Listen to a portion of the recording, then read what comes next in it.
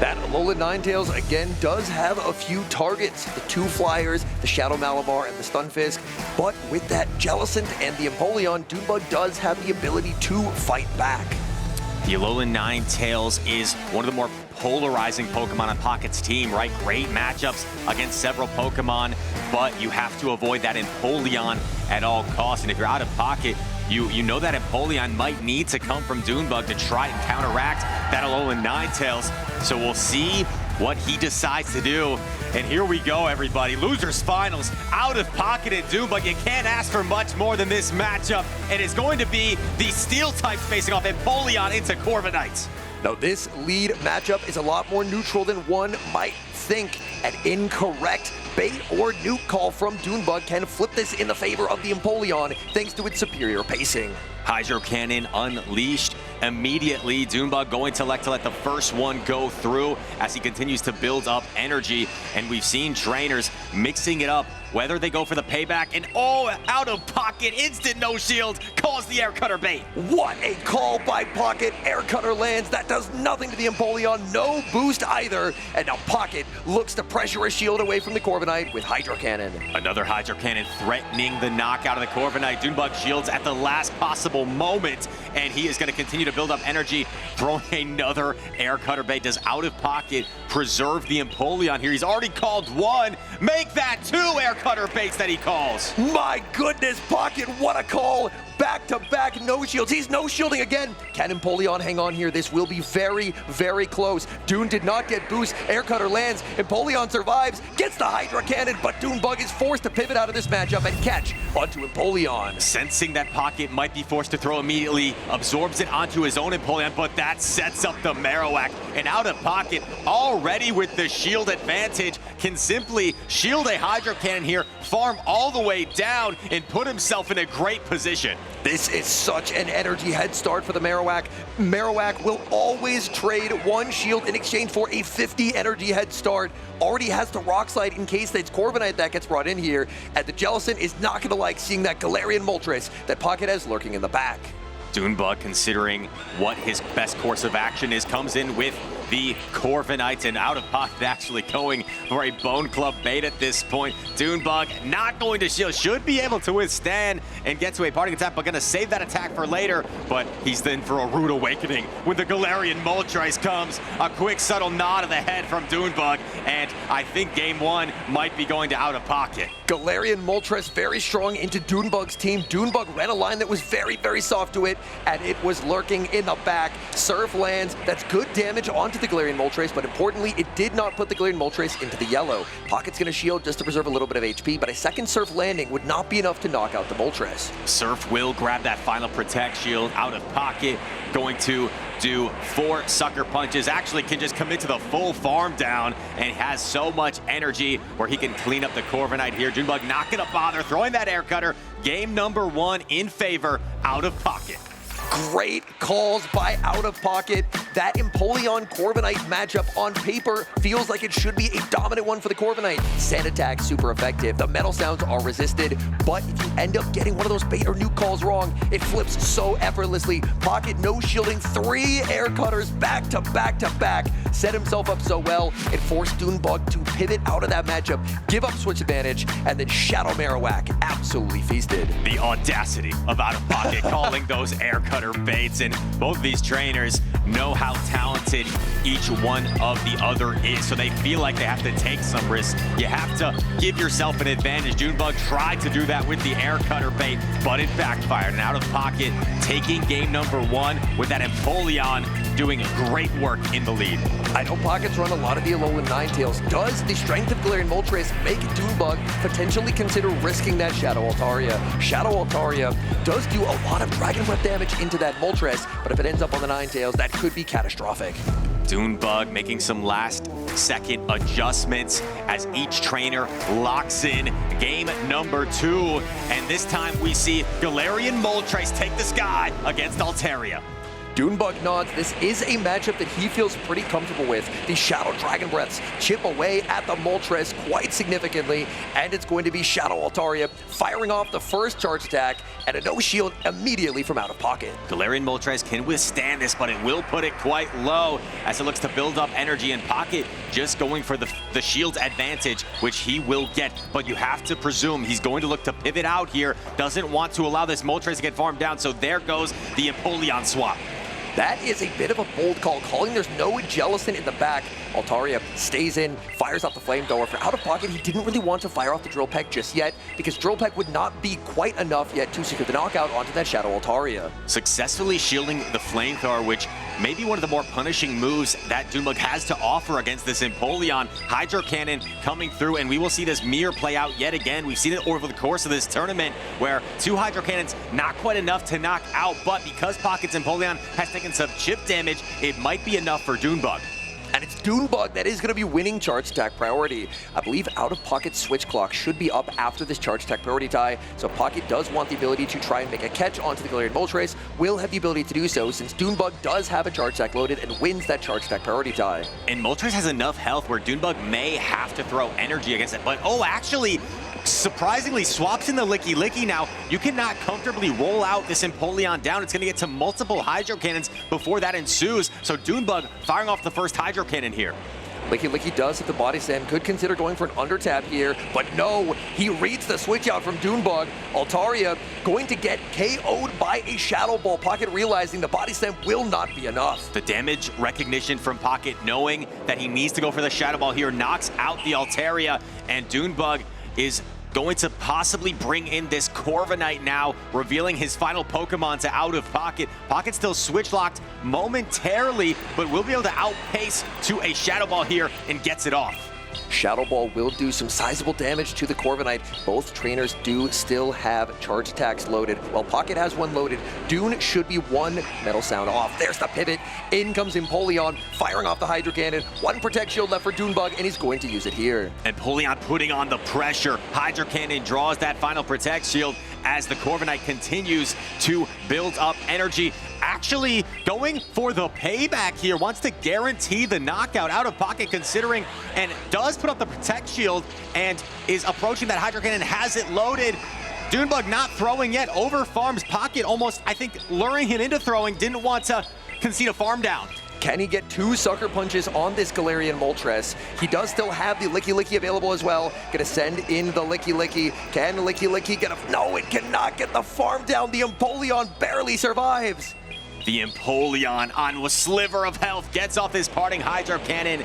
The Moltres doesn't have much energy, so Corviknight should be able to outpay, or actually, it's gonna be close. Corviknight was pretty dry, but it is so fast to that Air Cutter, gets to it before the Moltres, and in a close contest, Doonebug evens up this series 1 game apiece. Licky Licky with those resisted rollouts tried to get the farm down, but Empoleon with that steel defensive subtyping barely able to hang on, reaching a critical charge attack for Doonebug. Such a complicated endgame there. You saw Pocket electing not to throw the Hydro Cannon against the Empoleon, because if you knock it out, you simply get farmed down by the Corviknight, who can then sweep your remaining 2 Pokemon. So both trainers trying to see so far ahead into the endgame. That time around, it was Doonebug, because, as you said, of surviving those rollouts from the Licky Licky, able to close the game out. That Shadow Altaria adjustment from Doonebug was a pretty nice one. The Shadow Altaria ended up getting huge damage on that Galarian Moltres, and it really felt like set the tone early on.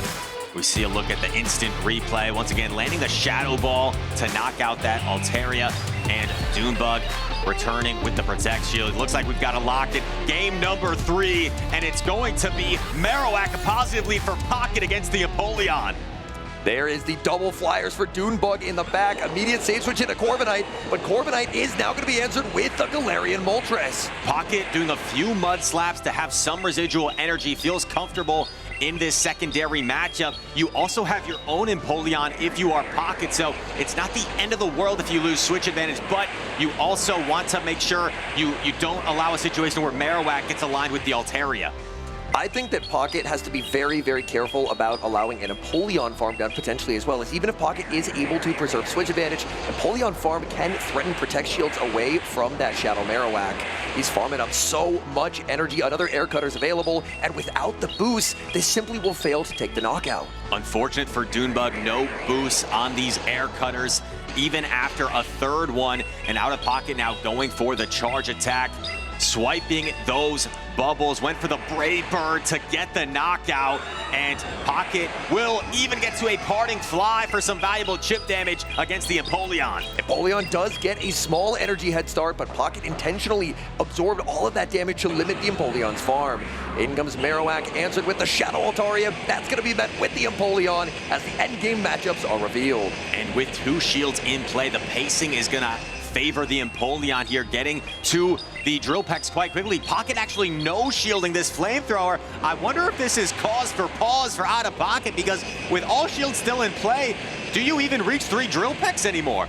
Doonebug is nodding. It feels like Doonebug kind of likes the spot where he's at, but there's a lot of energy on that Marowak, so Doonebug is probably in a spot where he is going to have to be no-shielding that second Drill Peck.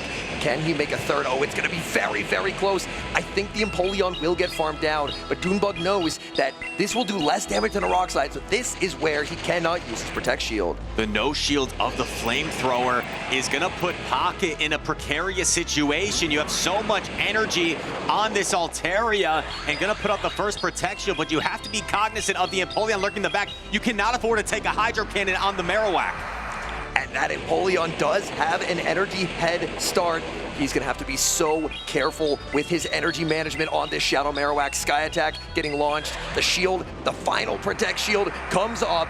And there's the pivot. In comes Empoleon. And Marowak does have the double Bone Club here. So as Doonebug puts up the Protect Shield, Pocket can fire off the Bone Club. I think it should be enough to potentially knock out the Empoleon here. And now it's going to come down to whether you can Mud Slap down the Altaria before it gets to a Sky Attack. This is going to be very close. In comes the Altaria. Can Altaria make it to the Sky Attack? It's going to come down to maybe a single turn charge attack priority. And Pocket wins it as close as it can get. He's going to be taking game number 3. Both trainers looked unsure who was going to take this, but it's OutOfPoket in the Marowak in a rare situation where these ground type takes down the flyer. Marowak, oh my goodness, showing its true power. The energy management from Pocket was perfect. The Empoleon switched in. He remembered that the Empoleon got 2 Metal Sounds farming down the Galarian Moltres, so he could throw 1 Mud Slap and the Bone Club. If Doon shielded, if he threw 1 more Mud Slap, he was getting outpaced. He had to undertap there and then hope that he could barely get the outpace. Both of these trainers so technical, just trying to find an advantage in any position possible. You take a look at this game and the drill, but I thought it may have been a mistake from Pocket allowing that Flamethrower to connect. Didn't get to the 3rd Drill Peck, but he trusted in the Marowak, and maybe a bit too close for comfort in the end, but it delivered the final blow just in the nick of time. And OutOfPoket now already locked in for game number 4. Doonebug going to take a few moments to look things over. What a game. What a series we've had so far. The winners finals was incredible. The losers final so far has been incredible. The caliber of play at this tournament has been so incredibly high. I think you have to start to question if you're Doonebug with the Shadow Altair. Does Pocket take a game here in game 4 to mix things up? Does he start to maybe take a gamble? You have 1 game to spare if you're OutOfPoket. Does he bring a more risky line, like an ABA line like we saw against Stone Collection? So OutOfPoket right now in the driver's seat, as we do have a lock-in, ladies and gentlemen. Game 4, Pocket 1 game away from the grand finals, and we see a neutral matchup here, Moltres into Empoleon. Empoleon will have the pacing advantage, but the Sucker Punch fast move pressure from Galarian Moltres is absolutely ruthless. The Empoleon will fire off the Hydro Cannon first, and it will connect on Pocket. He seems content in a lot of these games, just going for a shield advantage in the lead. Takes the Hydro Cannon here, will build up to at least threaten the Brave Bird, and he is actually going to go for the Brave Bird. This is a huge decision for Doonebug. Doonebug thinking through his options. Will he put up the Protect Shield? Will he try a no shield? He lets it go. Brave Bird connects. Down goes Empoleon. The Altaria comes in, but Pocket's gonna surrender the farm, and he takes a quick glance at the camera, having a little bit of fun out there, and the Ninetales now is such a menace against Doonebug's remaining Pokemon. He's gonna fire off the Air Cutter, which will create some desync in the switch timer, but this Alolan Ninetales looks like a menace right now against Doonebug's remaining Pokemon. He's gonna save all the energy and pivot into the Empoleon. The desync of the switch timers is absolutely something to keep an eye on, but with 2 Protect Shields to hide behind, that Alolan Ninetales could be very difficult to remove from the field. Pocket puts up the shield, getting the call right as Doonebug full sends the payback. Correctly shielding the payback is big for OutOfPoket, but you have to keep in mind there's energy on the Altaria. You can't afford to put yourself in a position where you allow a flamethrower to land somehow onto your Alolan Ninetales. Hydro Cannon coming through, Doonebug looking to preserve his Protect Shields and maybe keep them, but another Hydro Cannon gets off, and that's gonna peel a shield from Doonebug. That's very big for Pocket that this Hydro Cannon was not caught. He's looking to pivot out into the Altaria. Switch timer will be available for the Ninetales very soon. In comes the Ninetales, and Ninetales able to get the combination play and unleash Weather Ball. The quick reaction from OutOfPoket gets off the Weather Ball. It knocks out the Altaria. Doonebug felt like his only win condition was to potentially live that Weather Ball. OutOfPoket's got another one, and I think these trainers know where this game is heading. The no shield from Doonebug, Weather Ball connects, and OutOfPoket, he's going to the grand finals for a rematch with Stone Collection.